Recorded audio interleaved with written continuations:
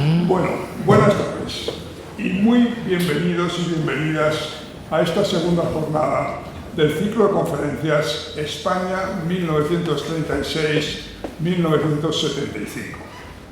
Como verán, hemos cambiado de foro, pues la asistencia a nuestra primera jornada desbordó la capacidad del Centro Riojano. Aprovecho esta tribuna para agradecer al Centro Cultural de los Ejércitos y su director, el coronel Juan Carlos Almeida, su amable acogida en este magnífico auditorio, donde continuaremos ofreciendo las siguientes jornadas del ciclo. Pueden fotografiar el programa expuesto en la mesa de entrada. Creo que hay un pequeño atril donde está el programa. Está en Excel, es complicado de imprimir y hemos pensado que lo más fácil es el que le interese ver el programa completo, que le saque una foto.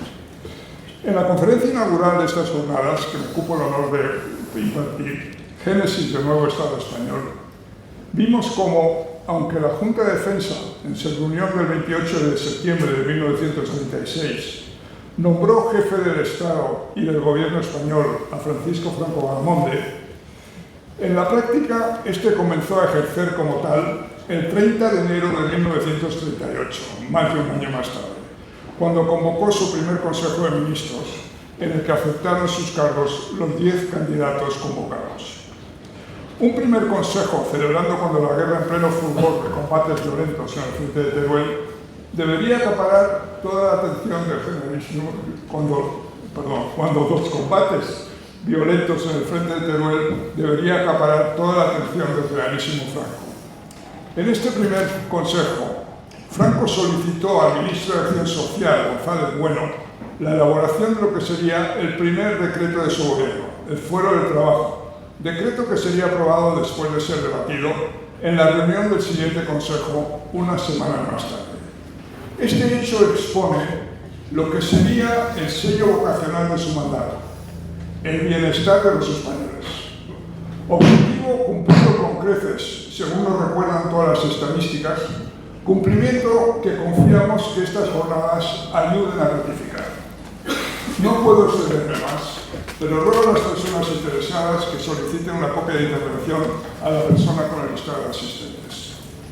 Antes de pasar la palabra a mi querido colega José Ramón Fernández, que hará la introducción de los ponentes con los que tenemos la gran fortuna de contar para esta jornada, permítanme recordarles el propósito de este ciclo de conferencias. En la historia moderna de España, no faltan generales que hayan accedido al poder, pero estos ejercieron ese poder dentro del marco del Estado monárquico. El Estado republicano, instalado en 1931, fue dinamitado por la Revolución de 1934 y la guerra civil resultante arrasó España hasta los cimientos, lo que requirió la creación de un nuevo Estado bajo la jefatura, en este caso, del general Francisco Franco Baramonde. Un Estado totalmente nuevo, que nació en octubre de 1938 y que duró hasta junio de 1977, fecha en la que dio paso de la ley a la ley al Estado que rige hoy nuestra nación. Por su carácter de inédito en nuestra historia y en la historia occidental, y por sus efectos profundos y duraderos, el Estado que nació de la guerra civil merece la atención de cualquier analista interesado en historia política. Pero la era de Franco, como la bautizó el profesor Ramón Tamames, no ha recibido ni de lejos el interés suscitado por la guerra civil que introdujo esa era. Una guerra de enorme impacto emocional, pero de mucho menor interés para un historiador que el Estado que surgió de las cenizas del Estado mal llamado republicano. Sin embargo, un estudioso de la era de Franco se encuentra con una biografía escasa. Tanto en el enciclopédico trabajo del profesor y académico Luis Suárez, Franco, Crónica de un tiempo, publicado por Actas en 1977, como el también importante libro del profesor Ramón Tamames, La República y la Era de Franco, publicado por Alfaguara en 1973, se agotaron hace tiempo. Lo mismo pasa con las obras de otros historiadores que han abordado el tema, como las de Gonzalo Redondo, Luis Bolín, Calvo Seré, Esteban Clavera, Fernando Díaz Plaja, Jorge Hicks y Carlos Seco. Esa falta de disponibilidad de estudios completos y objetivos sobre un periodo de tanto interés histórico como es la era de Franco, estudios que complementen la escasa biografía disponible, es el que ha impulsado a los promotores de este ciclo a crear esta comisión de estudios del Estado que nació de nuestra Guerra Civil. Comisión que, integrada por José Ramón Fernández, José Luis Montero, Felipe González Abad y yo mismo, ha preparado un programa de estudios y conferencias cuyos ponentes son especialistas en los diversos temas de los que consta este programa, el objeto del cual no es otro que facilitar una visión objetiva de ese Estado creado ex novo, de sus estructuras, actuaciones y principales protagonistas. Y con esta introducción solicito a mi querido José Ramón Fernández que haga la presentación de nuestros ponentes, empezando por... perdón. Muy bien, muchas gracias, Sultano. Muy brevemente, porque no disponemos de tanto tiempo, voy a presentar a Javier López Trincado, que va a hablar, como tenemos previsto, de las leyes fundamentales del Estado. Muy breve currículo. Javier es licenciado en Derecho por la Universidad Autónoma de Madrid. Está a punto de terminar un grado de Geografía e Historia en la UNED. Es docente, con una enorme cantidad, una lista enorme que tengo aquí su currículo de asuntos, la historia de los Estados Unidos, los conflictos del siglo XX, en fin, muchos otros. Ha intervenido con enorme frecuencia en medios de comunicación social y además es autor de múltiples reseñas de libros, muchas de ellas presentadas en La Razón Española. Y nada, para poder maximizar el tiempo de que disponga él y no el mío, le cedo la palabra inmediatamente. Javier, por favor, adelante. Gracias. ¿Se me oye? Buenas tardes. Muchas gracias, José Ramón, por la presentación. Gracias, don Hultano, y gracias a la Comisión de Estudios del Estado Español 1936-75 por confiar en mí para esta ponencia. Voy a dividir la intervención en unos primeros minutos dedicados a una breve introducción teórica de lo que es el concepto de ley fundamental, de constitución, algo muy elemental, pero está pensado para personas que no han estudiado Derecho, porque esta no es una conferencia tampoco para especialistas. Y tras ello haremos un repaso general a las leyes fundamentales desde una perspectiva, repito, general. Y luego el núcleo de la conferencia va a consistir en un breve examen, necesariamente tendrá que ser breve por el tiempo de que disponemos, pero que será un examen de tipo cronológico. Iremos viendo cada una de las leyes fundamentales, dedicando algunos minutos a cada una de ellas. Sin más, empezamos con una visión general, las leyes fundamentales del Estado, las leyes fundamentales del Reino, que es como se denomina a las leyes del rango constitucional que estuvieron vigentes durante la mayor parte de los años, de las décadas del régimen de Franco. Fueron un total de 8, realmente fueron 7 las que rigieron durante el periodo de jefatura de Estado de Francisco Franco, las 7 primeras que estamos viendo aquí, mientras que la última, la llamada octava ley fundamental y para la reforma política, fue aprobada después de su muerte y es un importante episodio, un episodio central de la llamada transición política. Entonces, quédense de momento con una breve idea de cuál es el listado. Como ven, la mayor parte de ellas son aprobadas en los años 40 y luego, a lo largo de los años 50 y 60, se va terminando de configurar lo que es la constitución política de la era de Franco.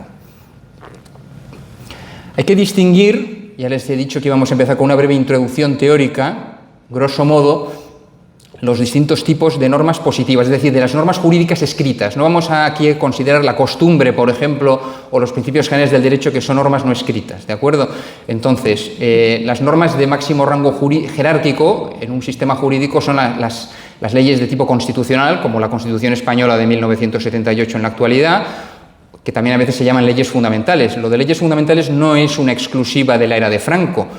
También se llama ley fundamental, por ejemplo, la norma constitucional en Alemania,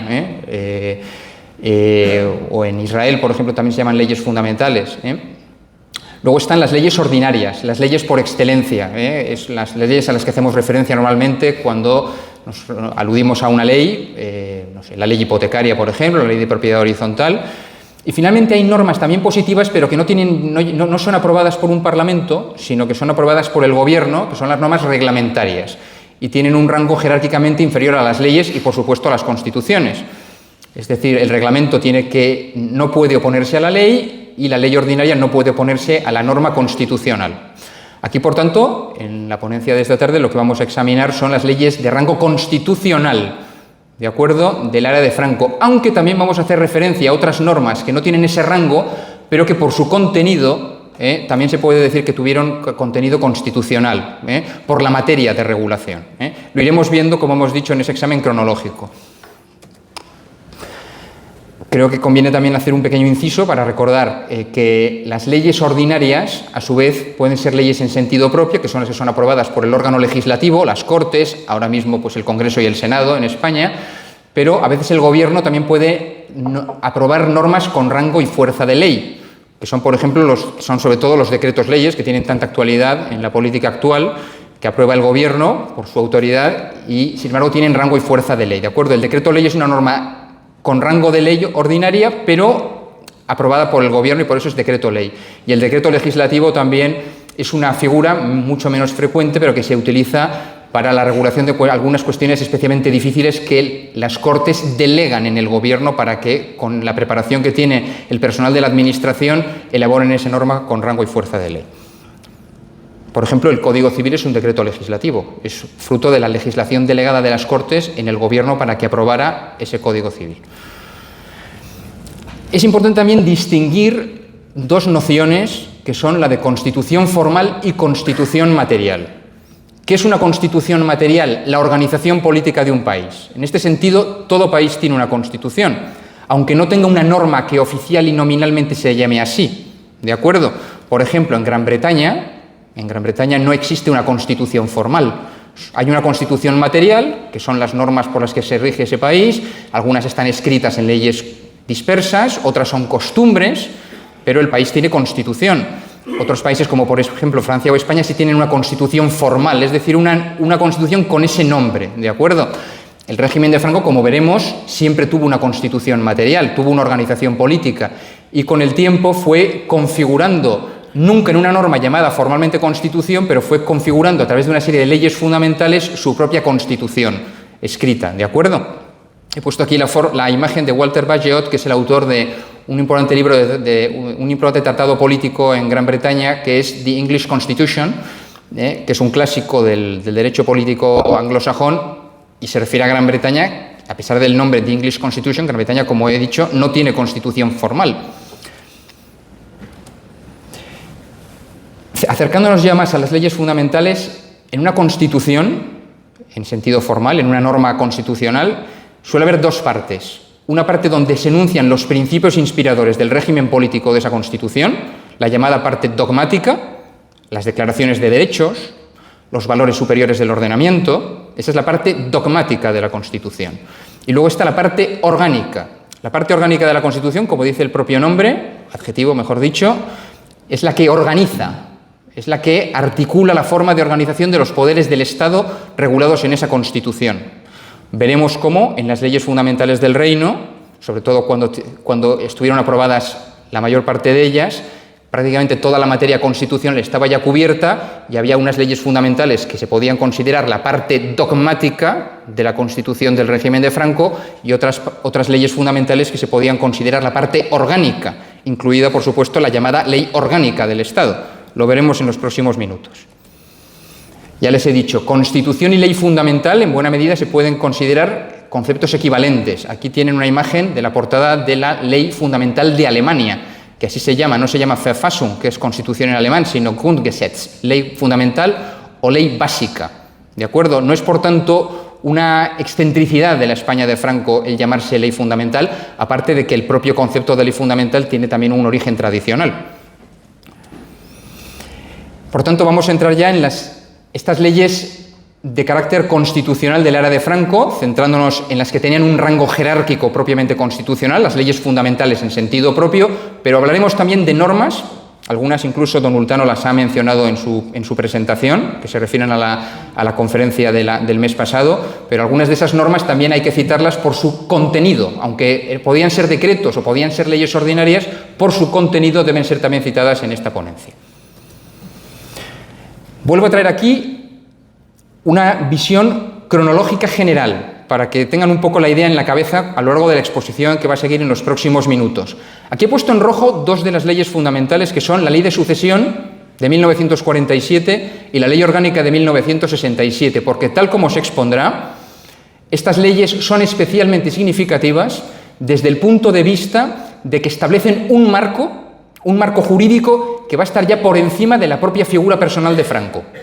Veremos en los próximos minutos cómo cuando comienza el régimen nacional, el régimen de la España nacional surgida del alzamiento de julio de 1936, al principio todos los poderes de esa España nacional, de ese Estado de la España nacional, van a estar concentrados, primero en una especie de junta militar y después en un jefe de Estado único, que no va a tener ningún poder que lo va a condicionar ni que va a estar por encima de él.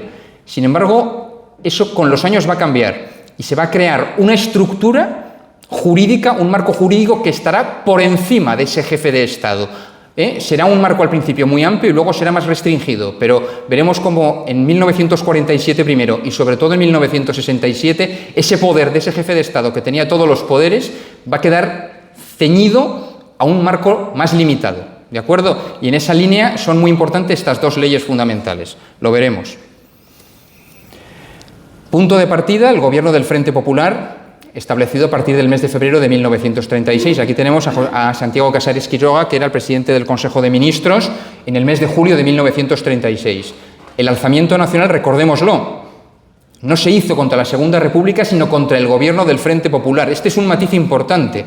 No podemos detenernos en la conferencia de hoy porque no es el objeto.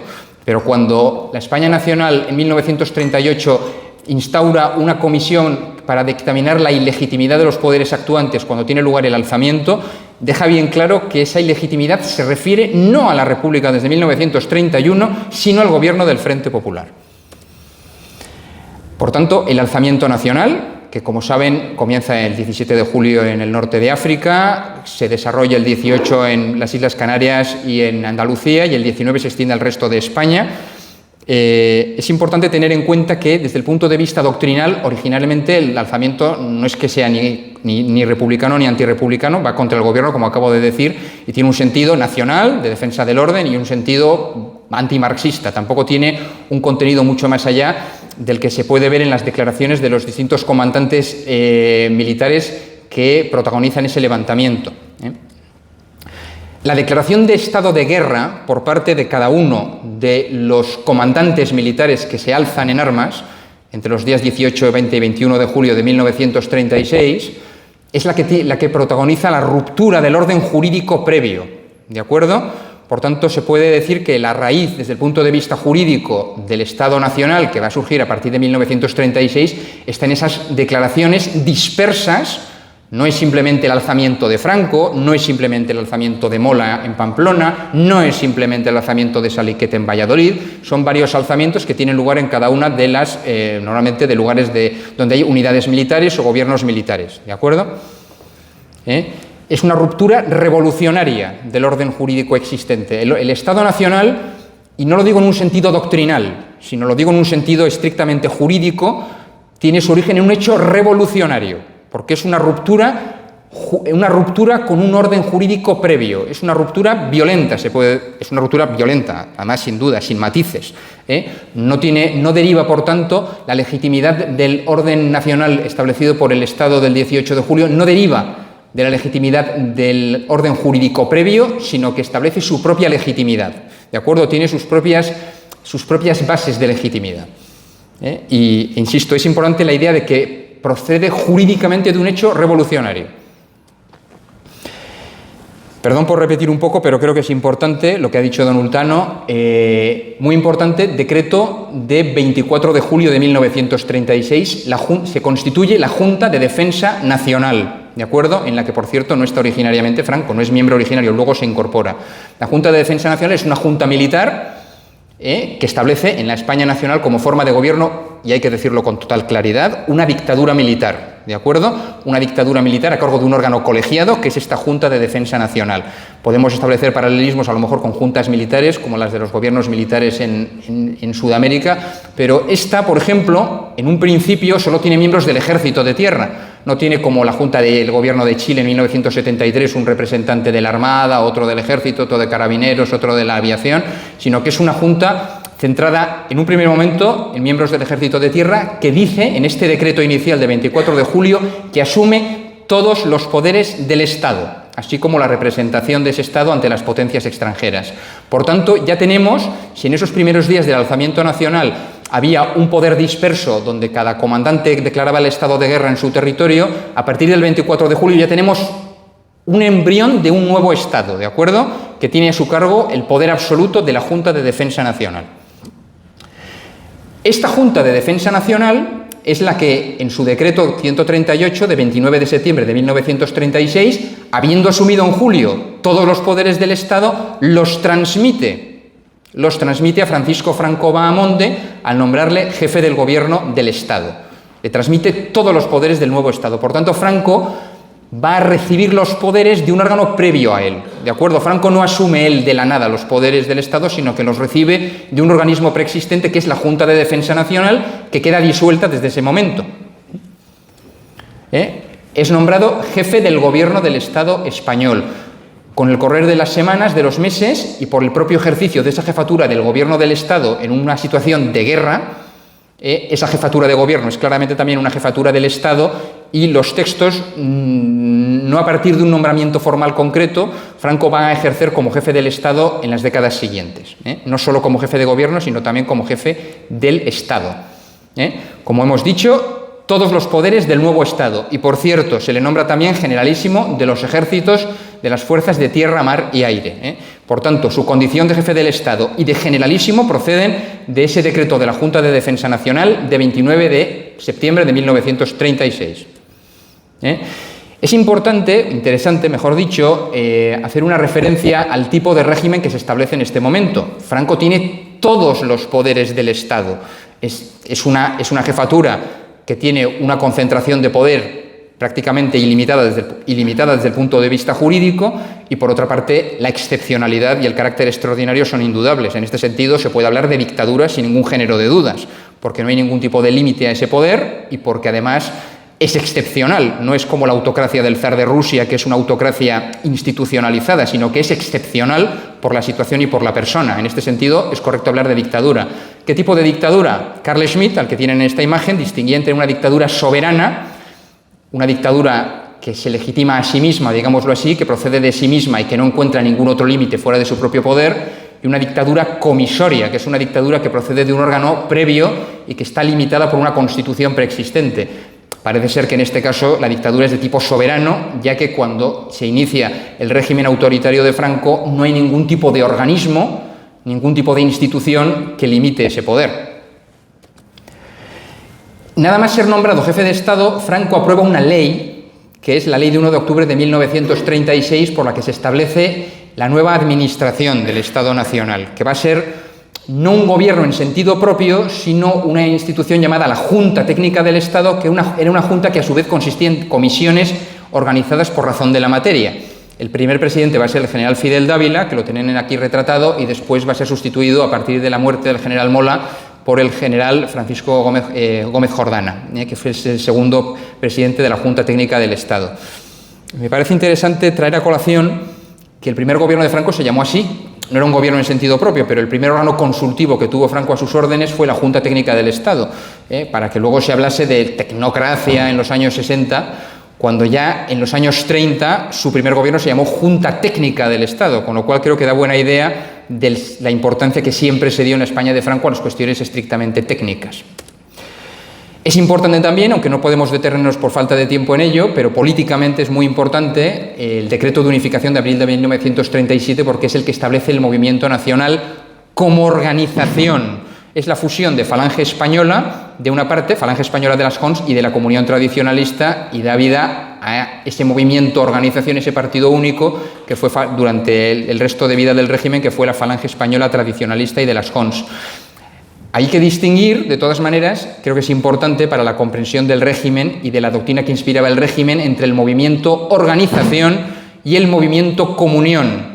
Solía distinguirse entre estos dos conceptos. El movimiento organización era ese partido único, esa estructura oficial de partido único o de movimiento único, era una estructura paralela a la del Estado, y que tenía una relación de simbiosis con el propio Estado. Había un secretario general del movimiento, había un Consejo Nacional del Movimiento, y luego estaba el movimiento comunión. El movimiento comunión era el conjunto de los ideales del movimiento nacional, como ese conjunto doctrinal que había dado vida al bando nacional durante la Guerra Civil y que era la inspiración, los principios inspiradores del régimen del 18 de julio durante sus 40 años de existencia. Por tanto, es muy importante, una persona podía no estar afiliada ni ser miembro del movimiento organización, pero estar plenamente identificada con el movimiento nacional como conjunto de ideales que inspiraban ese Estado nacional. El 30 de enero de 1938 se constituye el primer gobierno regular, en el sentido propio, en el sentido clásico, como Consejo de Ministros, ¿de acuerdo? Franco, jefe de Estado y de Gobierno, y tienen en esta imagen a la derecha, visto desde el propio Franco, al general Gómez Jordana, venía de ser presidente de la Junta Técnica del Estado y va a ser vicepresidente del Gobierno. A la izquierda de Franco, o a la derecha desde nuestra visión, ¿de acuerdo?, está Pedro González Bueno, que, como ha dicho don Hultano, efectivamente es el autor de lo que en el futuro se consideraría la primera ley fundamental, pero en este momento va a ser simplemente una declaración de principios del régimen, el Fuero del Trabajo, una declaración de principios en materia social, ¿de acuerdo?, que van a ser aprobados por un decreto. Es decir, el Fuero del Trabajo, en su momento inicial, es una declaración de principios: derecho al trabajo, dignidad intrínseca del trabajo, el trabajo como fuente de dignidad y de título de ciudadanía, derecho también a cuestiones más concretas como, por ejemplo, derecho a las vacaciones pagadas, ¿de acuerdo? Es un conjunto de principios generales que tiene el régimen en materia social que este primer ministro de Organización y Acción Sindical, Pedro González Bueno, va a redactar en el mes de febrero o marzo de 1938. Insisto, es importante recordar, es una declaración de principios que no tiene carácter en absoluto constitucional en este momento inicial y que además se aprueba por un decreto, ¿de acuerdo? El Fuero del Trabajo.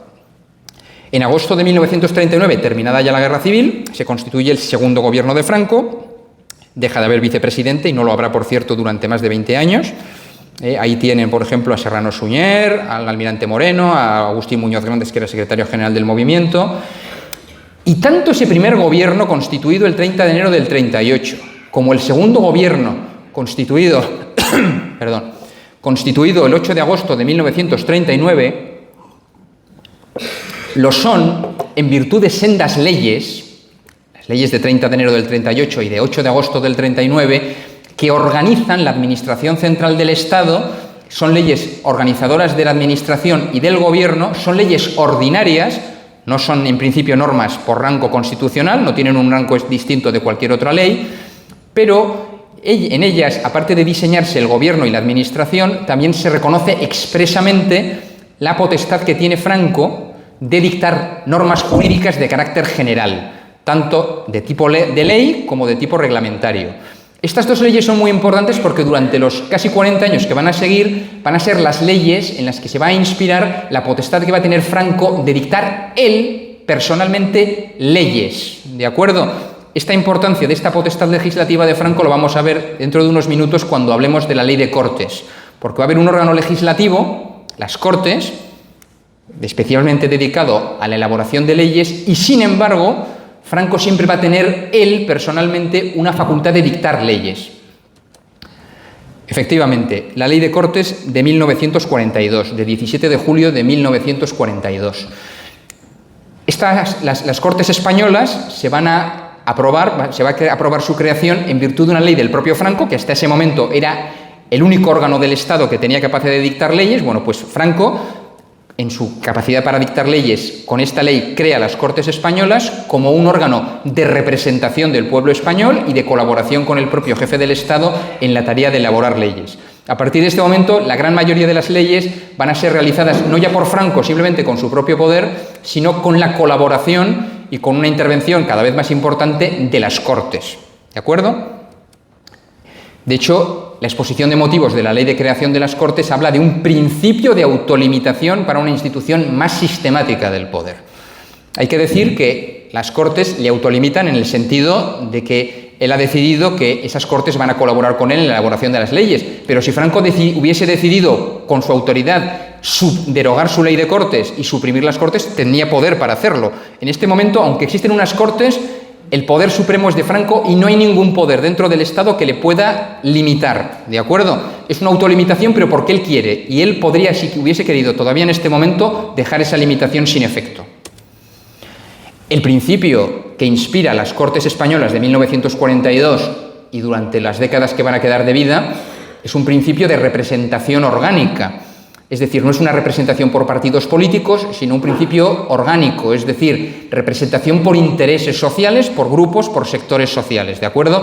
La idea de familia, municipio, sindicato, pero no solo, también instituciones, tanto del Estado como de la sociedad, colegios profesionales, academias, etc. Aquí vemos a Esteban Bilbao Eguía, que fue presidente de las Cortes, el primer presidente de las Cortes, y además lo fue durante 22 años. Esteban Bilbao Eguía, que había sido antes ministro de Justicia, del 39 al 43. Lo habitual, además, en las Cortes del régimen de Franco es que el presidente fuese un carlista vizcaíno. Era normal como él, ¿de acuerdo?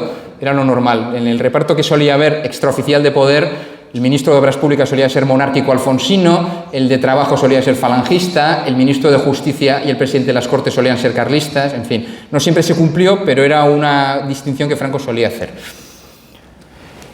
El gobierno de julio de 1945... pocas semanas después del fin de la Segunda Guerra Mundial en Europa, responde a un cierto, y todo esto requiere muchísimos matices, muchas veces se ha vulgarizado que Franco cambiaba, ahora un gobierno falangista, ahora un gobierno democristiano, realmente todo requiere muchísimos más matices que eso que se suele decir que es una enorme vulgarización. Pero sí es cierto que, digamos, que en el gobierno de 1945, que es un momento muy difícil para el régimen porque ha terminado la Segunda Guerra Mundial y las potencias que habían ayudado a la España nacional a ganar la guerra civil han perdido la Segunda Guerra Mundial, es verdad que hay un momento de aislamiento, de bloqueo por parte de las potencias vencedoras. Franco constituye un gobierno donde algunos miembros destacados de la Asociación Católica Nacional de Propagandistas, como Alberto Martín Artajo, que es la persona que está en la fotografía, como ministro de Exteriores, varias de estas figuras destacadas pueden dar una imagen quizá más aceptable de alguna manera a los vencedores en la Segunda Guerra Mundial. Coincidiendo con la constitución de este gobierno, de hecho un día antes, el 17 de julio, se aprueba el Fuero de los Españoles. Es aprobado por las Cortes, por Franco y por las Cortes españolas, y es una declaración de derechos y deberes de los españoles. Cuando se hayan aprobado más leyes fundamentales, el Fuero de los Españoles será una parte principalísima de la parte dogmática de la Constitución del régimen, porque es precisamente esa declaración de derechos y deberes de los españoles, ¿de acuerdo? La inspiración del Fuero de los Españoles, de alguna manera, si el Fuero del Trabajo, que es de marzo de 1938, tiene una inspiración predominantemente nacional sindicalista, el Fuero de los Españoles, por la coyuntura política en que se ha aprobado, tiene una inspiración más predominantemente de filosofía política cristiana, ¿de acuerdo?, de catolicismo político, si se quiere decir, de alguna forma. Incluso se ha hablado de cierta filosofía personalista, o de humanismo cristiano, si se quiere decir, pero vamos, tiene una neta inspiración católica y de hecho en el Fuero de los Españoles se hace la declaración expresa de confesionalidad católica del régimen. El régimen venía siendo confesionalmente católico desde un punto de vista sustancial prácticamente desde el inicio, pero ahora en un texto del máximo nivel como el Fuero de los Españoles se establece una cláusula expresa y explícita de confesionalidad católica. Como ven aquí, derechos y deberes de los españoles, esta imagen que responde pues, a este momento de mayor estrechez de las relaciones entre la Iglesia y el Estado. Otra ley otra ley que en este momento es una ley más, todavía no existe el concepto de ley fundamental, ténganlo presente, son leyes que va dictando el Estado, ¿de acuerdo? El mismo año 1945, el 22 de octubre, la ley de referéndum nacional. Es la más corta de las que serían las leyes fundamentales después. Insisto, en este momento es simplemente una ley más, ¿de acuerdo? La ley de referéndum nacional que establece que si hubiese una ley de interés nacional que el jefe del Estado considerase de interés someter a la consideración del pueblo español, pues se sometería a referéndum. Es una ley brevísima donde, eso sí, se establece que tendrían derecho a ejercer el sufragio todos los españoles, hombres y mujeres, con la edad de 21 años. Por tanto, la cuestión de sufragio masculino o femenino en esta ley queda sentada en el sentido de que votan tanto hombres como mujeres en ese hipotético referéndum. Y efectivamente esa hipótesis se concreta en julio de 1947, cuando Franco decide dar, ahora sí, un paso verdaderamente decisivo en la institucionalización de su propio régimen, que va a ser la ley de sucesión en la jefatura del Estado, y además va a ser una de estas dos leyes a las que he hecho referencia, que son tan importantes en ese proceso de institucionalización y de fijación de límites a la jefatura de Franco. Esta va a ser la que vamos a hablar ahora, la ley de sucesión en la jefatura del Estado, la primera de esas dos leyes, y va a ser también el primero de los dos referéndums nacionales que tuvieron lugar durante la era de Franco. El referéndum de julio de 1947 y después el referéndum de diciembre de 1966, para aprobar respectivamente esas dos leyes. La primera es la ley de sucesión en la jefatura del Estado, ¿de acuerdo? El referéndum es el 6 de julio y sale con una cantidad abrumadora de votos favorables, sale adelante el referéndum. Hay que decir todo, que la campaña, solo se permitió campaña a favor, el voto favorable nada más, no se permitió campaña en contra. En cualquier caso, el resultado de la votación fue abrumadoramente favorable a esta ley de sucesión en la jefatura del Estado. Quédense, muy importante, repito, la idea de que fija por primera vez un marco del cual el propio Franco ya no se puede salir. Todavía va a ser un marco muy amplio. La ley orgánica 20 años después fijará un marco más estricto todavía, pero el de 1947 es un marco muy amplio, pero donde Franco ya no tiene una libertad absoluta de legislar. A partir de ahora ya Franco tiene unos límites a los que vamos a hacer sucintamente referencia a continuación. Para empezar, en la ley de sucesiones, donde se crea el concepto de ley fundamental. Hasta la ley de sucesión de 1947, todo eran leyes o decretos que Franco iba aprobando. Franco o las Cortes Españolas. Eran una ley tras otra ley. En la ley de sucesión de 1947 se crea el concepto de ley fundamental. La ley de sucesión dice, esta ley no es una ley más, es una ley que está por encima de las demás leyes. Es una ley, y no lo dice con esta expresión, pero es una ley ya constitucional, que tiene un rango jerárquico superior. Una simple ley no podrá derogarla, está por encima. Pero no solo esta ley de sucesión es una ley constitucional, sino que algunas leyes que se aprobaron en los años anteriores también son leyes constitucionales, son leyes fundamentales. ¿Cuáles son? Pues la ley del 47 dice, aparte de yo misma, la ley de sucesión, que es una ley fundamental, las leyes que en el pasado se dictaron, que son el Fuero del Trabajo, que era un decreto. Bueno, pues resulta que ese decreto es una ley fundamental. La ley de Cortes es una ley fundamental. El Fuero de los Españoles, que era una ley ordinaria, pues es una ley fundamental. La ley de referéndum nacional, de octubre del 45, es una ley fundamental. Y la propia ley de sucesión, repito, también es una ley fundamental. Por tanto, en 1947 ya tenemos un corpus de leyes constitucionales que están por encima de las leyes ordinarias y que la propia ley de sucesión dice que para modificarlas, para derogarlas o modificarlas, hará falta una mayoría de 2/3 de las propias Cortes y un referéndum. Es decir, ya Franco con un decreto, con una ley, no las podrá modificar. Por tanto, Franco ya queda limitado, queda restringido a un marco, que es el de estas leyes fundamentales que han sido aprobadas. Ese concepto ha sido aprobado en la ley de sucesión de 1947. ¿Se ha entendido el concepto?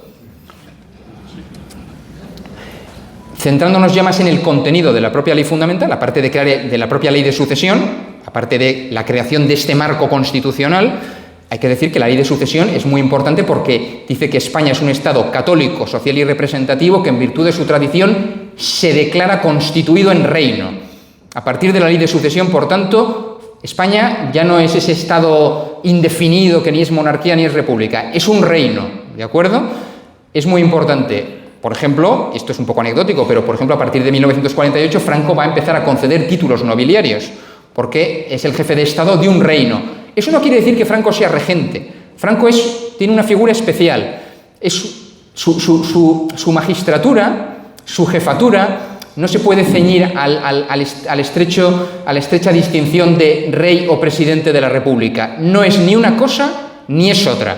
España es un reino. Él es el jefe del Estado, es el generalísimo de los ejércitos y, como dice la propia ley de sucesión, es el caudillo de España y de la cruzada. Es decir, es una figura que por la excepcionalidad de la forma que tuvo de llegar al poder a través de una guerra civil donde se ventiló en lo que se llamó el plebiscito armado de una manera absolutamente decisiva, armada, sangrienta también el destino de España, la jefatura de Franco es excepcional. No se puede, insisto, reducir a rey, a regente, no, es una cosa que está por encima. Su caudillaje, la persona que le suceda no será un caudillo tampoco, porque el caudillo es él. Por definición es excepcional su figura. Y en la ley de sucesión él aparece además como una figura excepcional. ¿De acuerdo? No es simplemente un jefe de Estado que será sucedido por otro con sus mismos poderes, sino que tiene una esfera de poderes que es excepcional y personalísima de él. Por ejemplo, y esto ya está en la ley de sucesión, ¿cómo vamos, José Ramón? Bueno, será más bien 10, pero bueno, voy a intentar ceñirme. Espera que dure lo más posible. No lo sé, pero bueno, lo siento por haberme pasado un poco, y Gonzalo, disculpa. Por ejemplo, la ley de sucesión prevé que Franco proponga a su sucesor. Esta es una facultad que tiene él. O sea, no se establece que cualquier rey o regente vaya a proponer su sucesor, sino que es Franco, él personalmente, el que tiene la facultad de proponer a las Cortes, no de nombrar, proponer a las Cortes la persona que le sucederá a título de rey o a título de regente. Es decir, Franco es un hacedor de reyes, es una persona que, sin ser el mismo rey, él en ningún caso ni en ningún momento pensó en proclamarse rey a sí mismo, pero decidió optar como salida institucional del régimen una monarquía que en principio estaría coronada por un rey, pero en su caso se preveía también la posibilidad de que fuese un regente, y Franco era la persona individual a la que la ley de sucesión le atribuía la prerrogativa de proponer a la persona que sería la fundadora de la dinastía, ¿de acuerdo? Y en su defecto, un regente, proponerlo, como digo, a las Cortes. La ley de sucesión es la que crea una institución importante del régimen de Franco, que es el Consejo del Reino. No confundir con el Consejo de Estado. El Consejo de Estado es una institución que ya existía antes, que sigue existiendo hoy, es un órgano, consultivo del gobierno, mientras que el Consejo del Reino es una institución constitucional creada en la ley de sucesión que estaba dedicada al asesoramiento específico del jefe del Estado en sus concretas y específicas funciones. Luego veremos, cuando hablemos de la ley orgánica, un poco más las facultades que tenía el Consejo del Reino. Durante bastantes años no se van a aprobar leyes fundamentales y hay un momento importante en la historia jurídica del régimen que es el que comienza con la crisis de febrero de 1956, los incidentes universitarios en la Universidad de Madrid, que suponen el cese de Joaquín Ruiz Jiménez como ministro de Educación Nacional, aquí está retratado Ruiz Jiménez, y de Raimundo Fernández Cuesta como secretario general del movimiento. Por tiempo no podemos entrar detenidamente en ello, simplemente decir que en ese momento José Luis Arrese, que era el gran teórico quizá falangista de la era de Franco y que en los años 40 ya había sido secretario general del movimiento, volvió durante un año a ser secretario general del movimiento y durante ese año 1956 esbozó unos proyectos constitucionales, unos proyectos de leyes constitucionales que iban a terminar de configurar desde el punto de vista constitucional al régimen, ¿de acuerdo? Pero tenían una óptica quizá demasiado falangista y hubo otros sectores del régimen que se opusieron mucho a esos proyectos de reforma constitucional de Arrese y al final consiguieron, además con el apoyo de los arzobispos y cardenales más importantes, que esos proyectos fuesen retirados. La crisis tiene al final su desenlace con el gobierno de febrero de 1957, que es donde entran esos que se llaman, de una manera, como he dicho, muy superficial, los tecnócratas. Realmente es un momento de auge de un sector, digámoslo así, más conservador, autoritario dentro del régimen y de una cierta pérdida de influencia falangista, pero sigue habiendo presencia falangista en el gobierno. Arrese sigue siendo ministro, aunque ahora de la vivienda, y bueno, pues entran Mariano Navarro Rubio, entran Alberto Ullastres, etcétera, ¿no? Y en este contexto es cuando va a haber una serie de reformas jurídicas importantes en el régimen, que hay que decir. Están las leyes administrativas de López Rodó, que en este momento es secretario general técnico de la presidencia del gobierno. En los años 60 tendrá un gran protagonismo como comisario del plan de desarrollo, en lo que es el desarrollo económico, pero en este momento va a ser muy importante en la reforma administrativa, pero también en la reforma constitucional, porque va a haber un proyecto alternativo de leyes fundamentales que son los que van a elaborar el propio López Rodó con Gonzalo Fernández de la Mora. Se reunieron, aquí está el que me va a sustituir en la ponencia, mi querido amigo Gonzalo Fernández de la Mora, hijo, pues su padre, Gonzalo Fernández de la Mora y Mon, fue junto con Laureano López Rodó el que elaboró tanto la Ley Orgánica del Estado como la Ley de Principios Generales del Movimiento, la Ley de Principios del Movimiento Nacional. Aquí tenemos a Gonzalo Fernández de la Mora, padre, que fue, como insisto, con López Rodó, el coautor de estas dos importantes leyes fundamentales. En mayo de 1958, dame unos minutos más, José Ramón, que termino. En mayo de 1958, muy importante, desde el punto de vista de la parte dogmática de la Constitución, la Ley de Principios del Movimiento Nacional, donde se establecen los grandes principios, las grandes ideas, se cristaliza, ¿de acuerdo?, los grandes principios inspiradores del régimen, principios del movimiento nacional, que además se proclamaban a sí mismos permanentes e inalterables. La Ley de Principios del Movimiento Nacional es una ley fundamental más, y no se aprobó por referéndum, sino que la aprobó Franco con su propia autoridad. Es decir, las leyes fundamentales lo que prohibían es que se modificasen o derogasen sin referéndum. Pero Franco podía innovar. Franco no podía, por su propia autoridad, ni modificar ni derogar, pero sí podía hacer leyes nuevas que no se opusieran a las anteriores. Es lo que hizo en este caso. La Ley de Principios la aprueba Franco por su propia autoridad y su propia potestad legislativa. Y es una ley fundamental más. E incluso, era una cosa muy discutida por los autores, incluso era considerada por algunos como una ley fundamental de rango superior a las demás leyes fundamentales, porque se proclamaba a sí misma como sus principios permanentes e inalterables. La ley orgánica, sin embargo, se retrasó casi 10 años y se aprobó en el segundo referéndum, el de diciembre de 1966. La ley orgánica del Estado de 1967, ¿de acuerdo? Un referéndum también como el de 1947, con una enorme cantidad y porcentaje de votos favorables, también hay que decir que sin campaña en contra, ¿de acuerdo? Y es la culminación institucional de la era de Franco. Se distinguen las competencias entre la presidencia del gobierno y la jefatura del Estado, ¿de acuerdo? De una manera que no queda del todo claro, pero al final, como dicen los tratadistas de la época, probablemente con el tiempo, cuando hubiese muerto Franco, la presidencia del gobierno hubiese adquirido una mayor significación. Hay que decir que en las disposiciones transitorias, Franco mantenía sus poderes extraordinarios de dictar leyes, ¿de acuerdo? Franco siempre tuvo la facultad personalísima de dictar leyes, por eso el régimen siempre fue un régimen autoritario de Franco y siempre fue un poder excepcional de Franco. Incluso en este momento de máxima limitación ya jurídica de Franco, Franco mantiene el carácter excepcional de su magistratura. Y aparte que Franco conservaba la facultad también extraordinaria de poder proponer a su sucesor, que eso no lo heredó su sucesor, a su vez. Franco podía proponer a su sucesor a título de rey. Por tanto, cuando se dice que Juan Carlos heredó los poderes de Franco, no es cierto. No todos los poderes de Franco fueron heredados por Juan Carlos. Juan Carlos, por ejemplo, no tenía facultad de dictar leyes por su propia autoridad y, por supuesto, Juan Carlos nunca pudo proponer el establecimiento de una nueva dinastía. La monarquía de Juan Carlos es fruto de ese poder extraordinario que tenía Franco de proponer su propio sucesor a las Cortes y, por tanto, instituir una nueva dinastía. Se establecen en la ley orgánica también cambios en las otras leyes fundamentales, en el Fuero del Trabajo. Aquí sí, y aquí le doy el paso ya prácticamente a Gonzalo, en la ley orgánica del Estado modifica la ley de Cortes para crear los procuradores familiares, que eran nombrados por sufragio universal de cabezas de familia y mujeres casadas. Aquí se habla, de hecho, luego en una ley que lo desarrolla, de la democracia orgánica. Y también en el Foro de los Españoles, porque se establece el principio de libertad religiosa de acuerdo con la Declaración Dignitatis Humanae del Concilio Vaticano II. Esto se tuvo que hacer a través de la ley orgánica porque era necesaria una norma con rango de ley fundamental. Finalmente voy a poner fin ya a la conferencia porque, en fin, lo siento mucho. Gracias por su atención.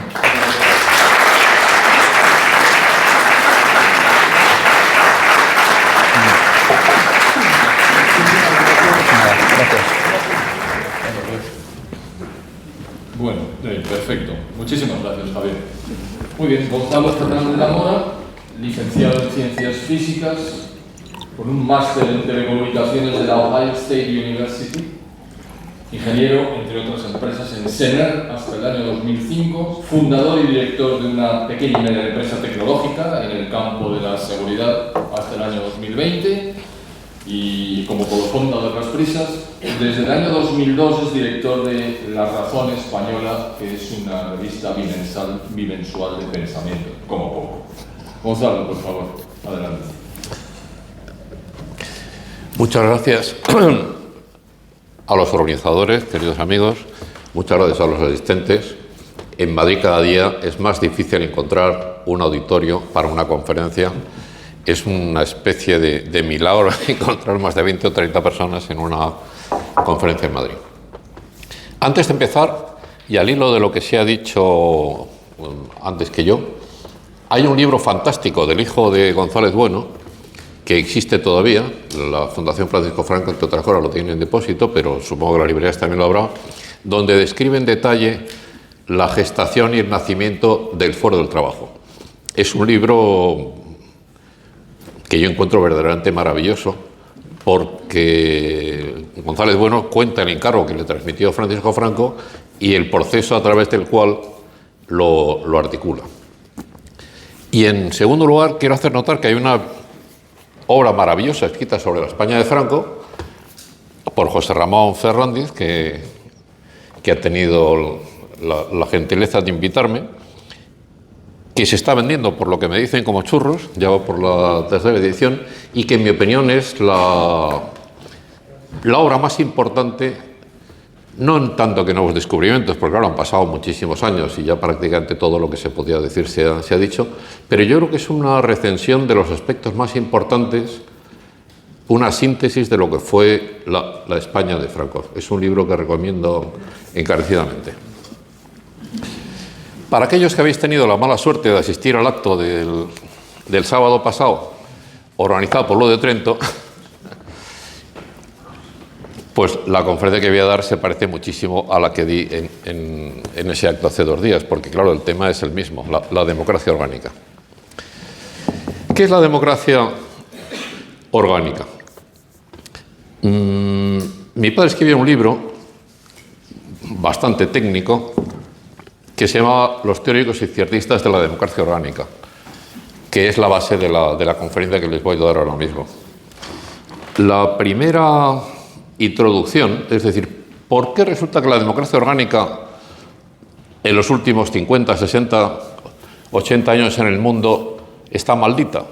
Que es prácticamente imposible encontrar. He hecho una recopilación de la Wikipedia y es prácticamente imposible encontrar ni en francés ni en inglés un artículo positivo sobre la democracia orgánica.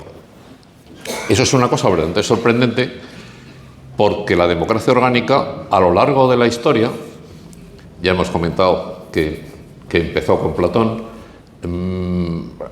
ha sido típicamente una idea apoyada por la izquierda. En el caso español fue introducido por la institución de enseñanza, que como sabéis es lo más granado del pensamiento liberal español del siglo XIX. ¿Qué es lo que ha ocurrido? Pues lo que ha ocurrido es sencillamente la Segunda Guerra Mundial. La Segunda Guerra Mundial, como todos sabéis, fue ganada esencialmente, luego siempre hay actores menores, por la alianza entre Roosevelt y Stalin. Entonces la propaganda occidental intentó justificar esa alianza, cuyo único objetivo naturalmente era la derrota de Alemania, intentó justificarla sobre una serie de principios morales. Al principio se habló mucho de la lucha por la libertad. Por ejemplo, cuando el Ejército Rojo entró en Polonia, se habló de la liberación de Polonia. Pero claro, enseguida ese, digamos, artificio, esa fábula, era imposible de mantener. Y entonces la parte, digamos, democrática de los aliados de la Segunda Guerra Mundial dijo, pero bueno, esta alianza tenemos que contar a nuestra población que es una cosa positiva. ¿Y qué es lo que tiene de positivo? Pues naturalmente no la lucha por la libertad, eso ya era imposible mantenerlo. Y entonces hubo que reducirlo a la victoria sobre el fascismo. Hemos vencido al fascismo. La alianza tiene por objeto vencer al fascismo. Y como era muy difícil definir el fascismo, porque claro, la diferencia entre el Tercer Reich y la Italia de Mussolini, por ejemplo, pues era enorme en casi todos los aspectos, era muy difícil, porque claro, el racismo, pues no, usted, el racismo no, la raza no. Se acordó que el único común denominador que se podía definir del fascismo es que era corporativista. Y entonces la lucha de la Segunda Guerra Mundial era la lucha contra el fascismo, es decir, la lucha contra el corporativismo, y por lo tanto la democracia orgánica quedó condenada al vituperio. Pero ese periodo histórico, digamos desde el final de la Segunda Guerra Mundial hasta la fecha, no representa la realidad. Es decir, la democracia orgánica no es una creación, ni mucho menos, del Tercer Reich o de Mussolini o de Franco o de Salazar, sino que es una idea antiquísima que ahora intentaremos explicar y citar un poco de su historia. Y que hasta ese mismo momento, es decir, hasta el final de la guerra, era una idea fundamentalmente definida por la izquierda. En el mundo moderno, los creadores de la democracia orgánica fueron los idealistas alemanes y muy especialmente Hegel. A continuación, Krause y Enrique Arens. En España, la idea de la democracia orgánica entró a través de la institución de enseñanza, como ya hemos dicho, y muy fundamentalmente a través de los libros de Arens. Los principales defensores, vamos a decir una serie de ideas sobre ellos, han sido primero Enrique Arens, luego Salmerón, que fue presidente de la Primera República Española, Besteiro, socialista conocido, y Maeztu. Salmerón es una figura importante porque fue el primer hombre de la institución libre de enseñanza que alcanzó el poder y que, por lo tanto, pudo ser capaz, o por lo menos no fue capaz, en realidad fracasó, pero que intentó llevar sus ideas a la práctica, y ahí vemos que la constitución que propuso Salmerón, que no consiguió llevar a efecto, era una constitución muy fundamentalmente orgánica. Por cierto, el nombre de democracia orgánica en España, el primero que lo utiliza es Fernando de los Ríos. Estamos hablando del siglo XVII, que fue, como todos sabéis, ministro socialista de la Segunda República. Os voy a contar muy brevemente unas pequeñas frases de una de las personas que hemos citado. En el caso de Arens, esto es una idea textual. Arens defendía un bicameralismo, es igual que el sistema del régimen actual, es decir, hay una Cámara Alta o Senado y una Cámara Baja o Parlamento. La segunda Cámara, él habla primero de la primera Cámara, pero hablamos de la segunda, que es la que es orgánica. La segunda Cámara estará compuesta por los representantes nombrados por cada sector cultural o de intereses. De este modo, y esto es una cita textual, cada persona ejercerá 2 veces el derecho de elección, una en cuanto pertenece a una familia, a un municipio y una provincia, y otra en cuanto forma parte de un orden de trabajo o de cultura social. Este es uno de los orígenes de la democracia orgánica, es decir, que las personas se integran en la sociedad a través de una serie de esferas que son distintas, y eso les da derecho, por así decir, a votar en cada una de esas áreas. Estamos hablando de Arens. El primer intento de implementar la democracia orgánica en España fue el de Salmerón. Os voy a citar la propuesta de constitución que hizo Salmerón en tanto que presidente de la Primera República.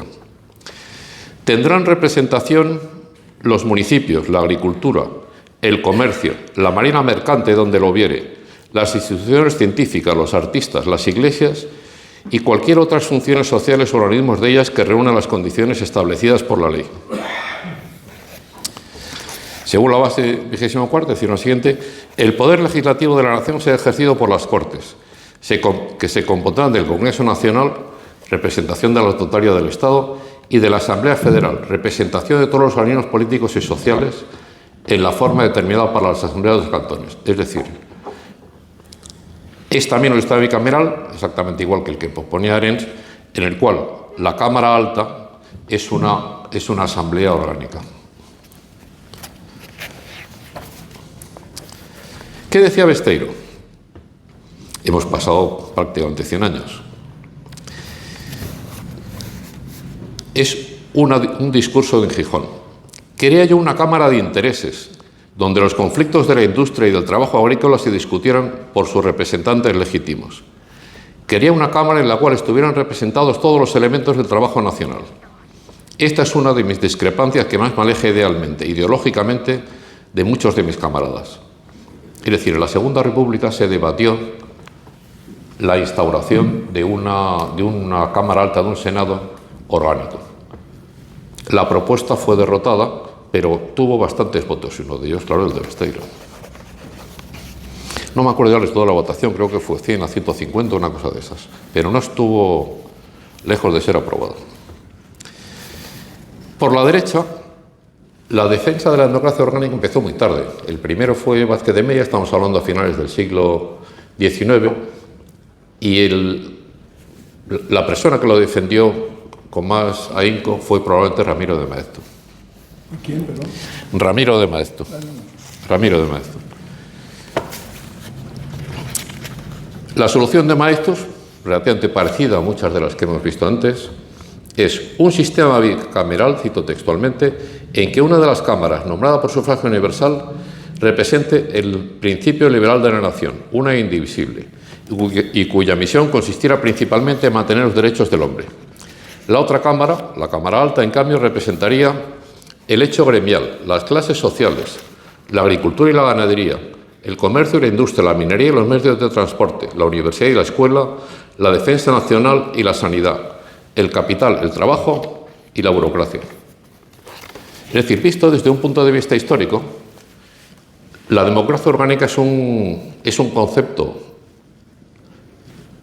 los griegos hablan ya de ello, la famosa ciudad ideal de Platón, pero esencialmente desarrollado en los últimos 200 años, que ha tenido muchas configuraciones, bueno, lo mismo pasa con la democracia de partidos, pero que esencialmente su objetivo es que la representación no sea de forma de un hombre y un voto, sino a través de las instituciones naturales del hombre. Ejemplos españoles. Ya hemos hablado de dos intentos de constitución orgánica que fracasaron, el de Salmerón y el de la Segunda República. Pero hay uno muy importante que no solo ha triunfado, sino que está representado en la constitución más larga de la historia de España, que es la Constitución de Cánovas, la de 1876. Es una cosa que no se cita prácticamente en ningún sitio. De hecho, el gobierno ha hablado multitud de veces de la democracia española en el siglo XIX y no ha citado jamás, no me refiero a este gobierno, sino a ninguno del actual régimen, que se trató de una constitución con dos cámaras con igual poder. Es decir, para que una ley fuera aprobada tenía que ser aprobada tanto por la Cámara Baja como por la Cámara Alta, y que la Cámara Alta era orgánica, al 100%. El Senado, en la Constitución de 1876, estaba formado por mitades por personas de derecho propio y nombradas por el rey, y la otra mitad por las corporaciones. No tengo exactamente el detalle de cómo se nombraba, pero es muy similar a todo lo que me lo está viendo hasta ahora. Es decir, los capitanes generales, arzobispos, rectores de universidad, presidentes de academias, cámaras de comercio. Era una representación amplísima de todo lo que podíamos llamar las fuerzas vivas de la España de la época. Ley Orgánica del Estado, que ha presentado Javier maravillosamente y que en buena parte fue escrita por mi padre, Pablo López Rodó. Mi padre cuenta en sus memorias la emoción enorme que sintió, porque claro, estaba presente en las Cortes cuando Franco presentó la ley, y en su discurso de presentación había fragmentos enteros escritos por él, porque parte de la ley que él había presentado le habían sometido a Franco una parte de su discurso. Y dice, es la emoción enorme de haber repetido por el jefe del Estado una serie de ideas de las que habían podido convencerle al cabo de los años. En la Ley Orgánica del Estado, las Cortes se articulan como una cámara orgánica. Es un cambio muy importante respecto a todas las demás ideas que hemos visto hasta ahora, que todas ellas estaban basadas en una estructura bicameral. Una de ellas por sufragio universal y una segunda orgánica. En el caso de las Cortes de la España de Franco, no había nada más que uno, y estaba formada orgánicamente, esencialmente. En primer lugar, los sindicatos, que eran los que tenían una representación mayor, 150 diputados. Y tenía una característica que se ha perdido completamente, es que los sindicatos estaban divididos en tres, por eso son 150, 50 para cada uno de los tercios, perdón, que eran los trabajadores, los técnicos y los empresarios. Es decir, no es como la estructura corporativa actual de España, en que está dividido en trabajadores por un lado y empresarios por el otro. Aquí había tres partes, porque claro, en la España de Franco se valoraba mucho la capacidad técnica y se consideraba que los técnicos tenían que tener una fuerza por lo menos igual a la de los empresarios y los trabajadores, y de alguna manera era una capa intermedia entre los dos que facilitaba los acuerdos. Luego había 2 diputados por provincia y luego una serie el tercio familiar, que también ha introducido Andrés Javier. Bueno, es muy interesante, por cierto, has citado el tema del voto femenino. Es una pequeña digresión que no tiene nada que ver con la democracia orgánica, pero en fin, por situarnos, porque es un tema del cual hay una confusión enorme. El voto femenino en España fue introducido no por la Segunda República, como se dice siempre, sino por el general Primo de Rivera. Es decir, las primeras elecciones, que eran elecciones locales, ayuntamientos, en las que se permite el voto de la mujer, fueron las de Primo de Rivera. En la España de Franco, el voto se ejercía por los cabezas de familia y mujeres casadas. Pero claro, hay que entender lo que significa de cabeza de familia, porque parece que ahí hay una diferencia. El cabeza de familia es aquel que ya no vive, digamos, bajo el mismo techo que otro cabeza de familia. Es decir, los hijos, en cuanto que se emancipan, a partir de los 21 años, si viven en una casa diferente, son cabeza de familia. Igual si son hombres que si son mujeres. Es decir, el principio de cabeza de familia y mujeres casadas no establece ninguna diferencia negativa respecto al voto de la mujer, porque si la mujer se independizaba, empezaba a votar a la misma edad que el hombre. ¿Me quedan 5 o 10 minutos? Sí. ¿Qué es la democracia orgánica? Para definirla, hablaremos primero de lo que es la democracia inorgánica. La democracia inorgánica se basa en las ideas de Locke y Rousseau, que hoy son prácticamente creídas por la mayor parte de la población, aunque ya no ningún teórico de derecho constitucional cree en ellas. Es puramente una fábula, una leyenda. La teoría es que el hombre nace libre e independiente y de forma voluntaria llega a lo que se llama el contacto social.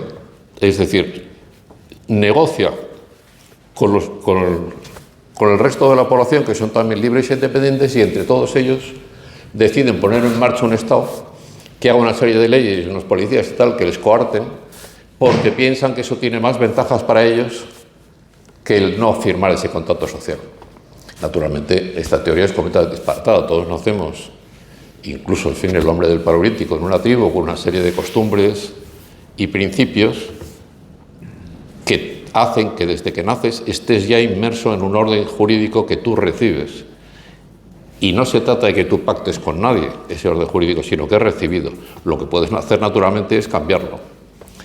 Y se cambia de múltiples maneras, pero normalmente mediante un cambio, digamos, evolutivo, lento. ¿Cuál es el principio de la democracia orgánica? Desde su creación. La democracia orgánica afirma exactamente lo contrario. El hombre no nace libre, no nace independiente, sino que nace inmerso en una familia, en una comunidad, en un barrio, en una ciudad del cual recibe casi todo. La lengua, la formación, las limitaciones, el concepto moral, lo que está bien, lo que está mal. Y todo eso que va recibiendo lo recibe en una serie de círculos concéntricos. Es decir, recibe más de la familia, luego recibe de los siguientes círculos de los que se integra, típicamente el barrio, la provincia, la nación y el mundo. Y cuando empieza a trabajar, se integra también que de una manera que puede ser muy diferente en un entorno distinto, que no tiene por qué ver con el entorno familiar, que es el entorno de su trabajo. Y la persona, típicamente, lo que conoce realmente bien a lo largo de su vida son esas áreas de influencia que le rodean, que su familia, su ciudad, su provincia, su nación y la profesión en la que está inmerso. Del resto del mundo no sabe casi nada. Lee, le cuentan, pero realmente de lo que sabe es de eso. La democracia orgánica piensa, por lo tanto, que la representación se debe hacer en toda la medida de lo posible basándose en las áreas que el hombre conoce y en las cuales puede ejercer un juicio mucho más sereno y mucho más realista de quién es la persona que le puede representar de la mejor manera posible. ¿Cuáles son las ventajas básicas de la democracia orgánica? Son múltiples, esbozaremos 2 o 3. La primera es que los procuradores o los diputados elegidos por métodos orgánicos no están sometidos a la obediencia de partido. ¿Qué es lo que votan los diputados del PP o del PSOE? No lo que ellos quieren, no lo que piensan, sino lo que les manda el jefe de partido, implacablemente. El que no lo hace automáticamente desaparece en las tinieblas exteriores. Los diputados orgánicos no tienen esa obligación. Están solamente obligados a sus electores. Aquellos que son de Soria, si el diputado elegido por Soria, sin estar elegido a un partido, se le ocurre votar en contra de los intereses de Soria, es probablemente imposible que pueda volver a ser elegido. Lo mismo pasa en la esfera profesional. Si tú eres agricultor, eres médico, eres tal, pues tu primera obligación es defender aquello, el mundo en el que estás, el mundo que estás inmerso, que es el de tus compañeros. Segunda ventaja, el diputado orgánico conoce perfectamente los temas de los que trata. El que es de Soria, porque es de Soria, ha vivido allí toda su vida. El que es médico, porque es médico, conoce su profesión. El que es agricultor, así sucesivamente.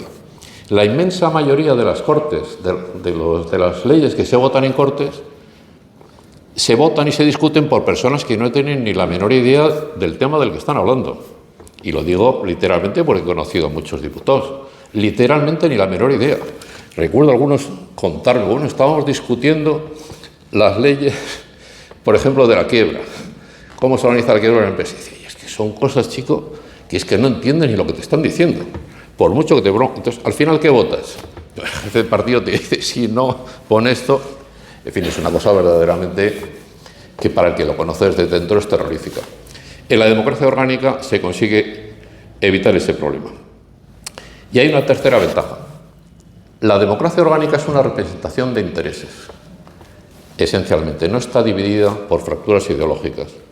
La ventaja de la representación de intereses es que facilita el pacto. Puedo llegar hasta aquí, puedo llegar aquí, nos conviene, hombre, sería mejor, pero al final, como a todo el mundo le conviene que la ley salga, se llega a un pacto. En cambio, cuando hay diferencias ideológicas, ocurre pues lo que está ocurriendo en este momento en la mayor parte de Europa, es decir, las incapacidades de los parlamentos de aprobar ninguna ley, ni siquiera la más elemental como los presupuestos, porque las diferencias ideológicas impiden llegar a un acuerdo que en caso de llegar a él sería beneficioso para todos.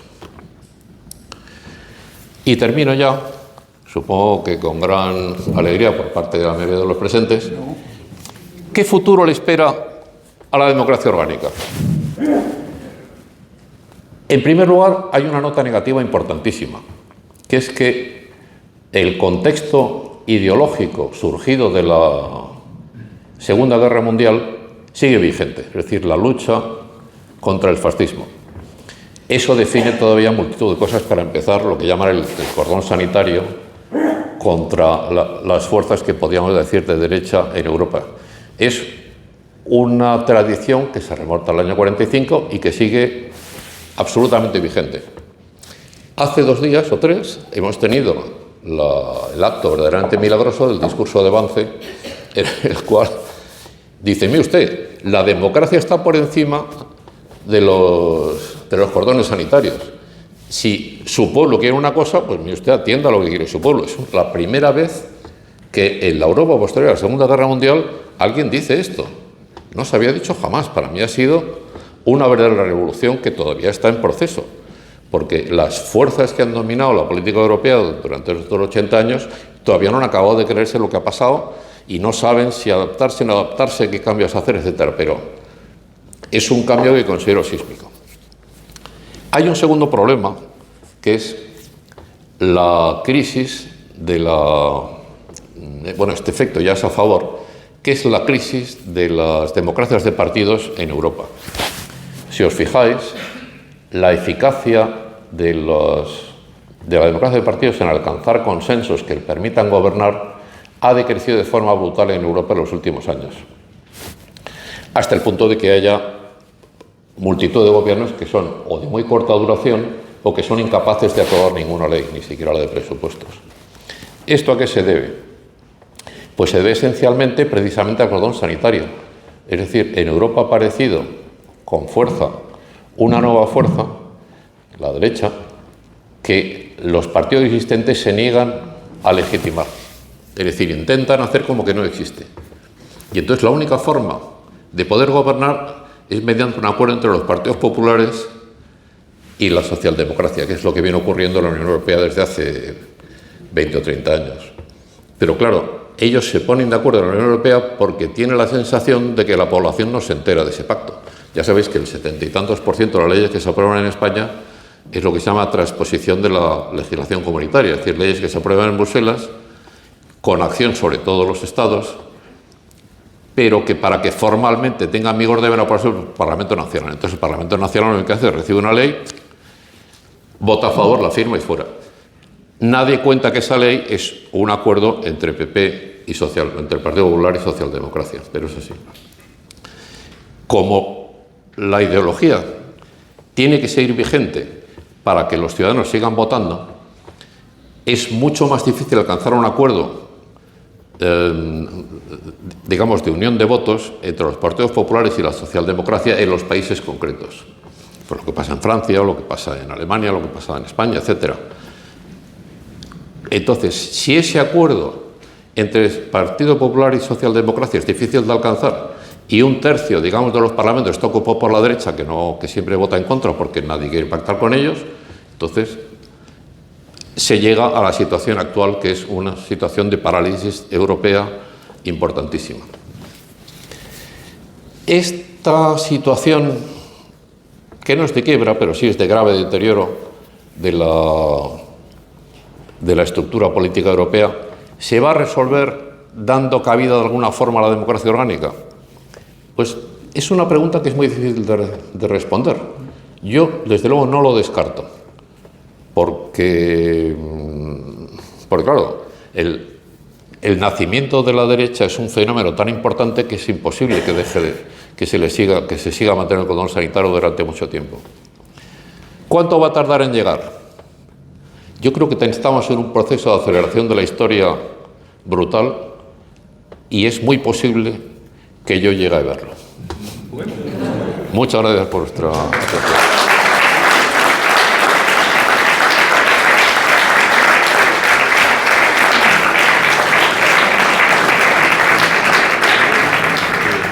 Normalmente suele haber un pequeño periodo cuando terminan las exposiciones de los ponentes en los que los asistentes pueden materializar las preguntas que les ha suscitado esa exposición. El problema reside en que hemos alcanzado con creces el tiempo límite que nos han concedido y, por tanto, en esta ocasión no será así. No sé si podremos arreglarlo en la próxima oportunidad, a la cual, por favor, les cito a todos ustedes porque va a ser extremadamente interesante. Tan es así que les voy a decir exactamente los títulos de las presentaciones. La inmediata posguerra, justicia y tribunales militares, por don Miguel Platón, autor de una obra de referencia que probablemente todos ustedes ya conocen. Y después José Yusti hablará sobre, ya lo he explicado antes Sultano Quinterán, sobre la reforma del régimen jurídico, las Cortes. Bueno, pues esa es la expectativa que tenemos para dentro de un mes. Muchísimas gracias por su presencia aquí y espero que